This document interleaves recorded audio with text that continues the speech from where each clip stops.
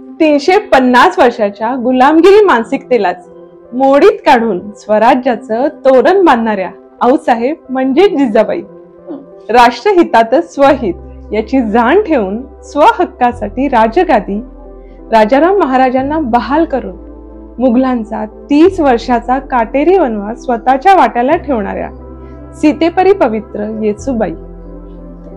स्वराज्यावरचं संकट धुडकावून लावताना वयाच्या 32व्या वर्षी 88 वर्षाच्या हिंदुस्थानाचा बादशाह औरंगजेबाच्या मनोबलाचं खच्चीकरण आणि स्वप्नांच्या ठिकऱ्या उडवून महाराष्ट्राच्याच मातीत गाडायला लावणाऱ्या रणचंडिका ताराबाई स्वातंत्र्य संग्रामात लढताना मेरी झांसी नहीं दूंगी म्हणत लढणारी आणि मृत्यूनंतरही देहाला पारतंत्र्य येऊ नये म्हणून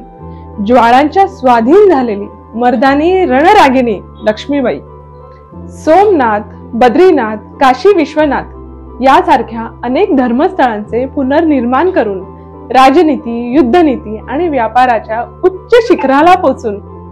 छत्रपती शिवरायांचं स्वप्न पूर्ण करणाऱ्या अहिल्याबाई मुलींसाठी पहिली शाळा सुरू करून अस्पृश्यता जातीभेद स्त्री पुरुष समानतेसाठी आयुष्यभर लढा देणाऱ्या सावित्रीबाई जीवनाच्या समाजाच्या सर्व प्रतिकूल परिस्थितीवर मात करून भारताची पहिली महिला डॉक्टर बनणाऱ्या आनंदीबाई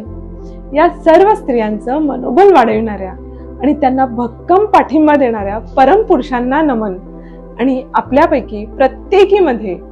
वास असलेल्या या दुर्गांना महिला दिनाच्या शुभेच्छा।